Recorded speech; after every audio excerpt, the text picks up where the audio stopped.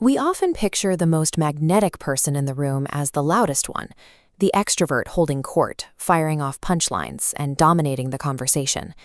However, true magnetism usually looks a lot more like quiet stillness. The people who actually command attention aren't trying to pull it toward themselves. Instead, they are highly skilled at directing their focus outward, making the people around them feel uniquely valued. If you've ever spent an evening desperately trying to sound smart, too hard at mediocre jokes, and agreeing with opinions you don't actually hold just to fit in, you know how exhausting social events can be. That constant performance creates social friction. When you are hyper-focused on how you are being perceived, your brain is too busy to pick up on the subtle cues the other person is sending, which makes you seem distant or anxious. Which brings us to a psychological paradox. To master a room, you have to stop trying to be the most interesting person in it and learn how to be the most interested. This chart shows the ideal conversation ratio for building immediate rapport. You spend 75% of your time actively listening and reserve only 25% for speaking. Listening operates as a strange creative force that draws people toward you. To maintain that ratio, you have to suppress the Me Too syndrome. When someone shares an experience, our first instinct is often to jump in and say we've done the same thing. But hijacking their story shifts the spotlight back to you, breaking the connection. Keep them talking. Simple physical cues like nodding, maintaining warm eye contact, and deliberately bringing up details they mentioned weeks ago, like asking how their father is doing, prove that you are actually absorbing their words. Vulnerability is another powerful tool for focus. Jim Carrey once noted, "I become more attractive when I laugh at myself."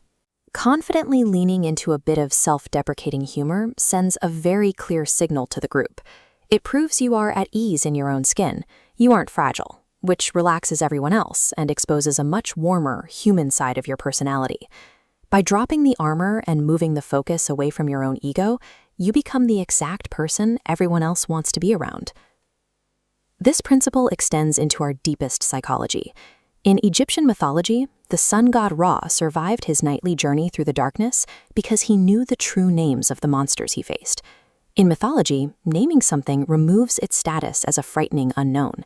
You see the same theme in the German fairy tale of Rumpelstiltskin. Across human history, knowing and using someone's name has been depicted as a source of immense leverage, transforming a stranger into a familiar connection. In modern conversations, this means using a person's name frequently to build instant rapport. Just be careful to lock the name in your memory early on. Fumbling it causes the effect to vanish. This graph shows how the scarcity principle maps onto human relationships. The scarcity principle is an economic and psychological concept where people assign higher value to things that are rare. In a social setting, sharing a small personal secret with someone makes them feel like they have exclusive access to your trust.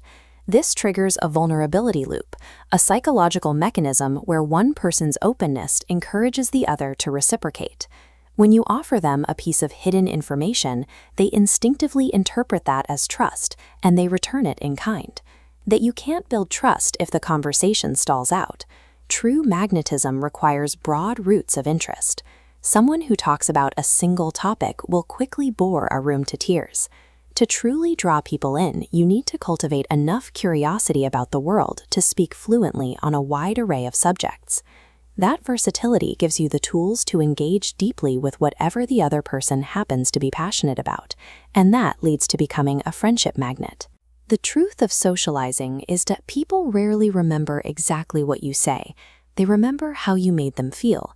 Consistently showing up with genuine care, kindness, and helpfulness creates a type of social gravity. It builds a reliable foundation that keeps a close circle of friends anchored to you. However, magnetic people avoid becoming pushovers. Influence requires mastering the art of the polite no. When an overexcited friend pushes for a weekend meetup you don't have the energy for, or a salesperson gets overly aggressive, you have to be able to decline with a smile.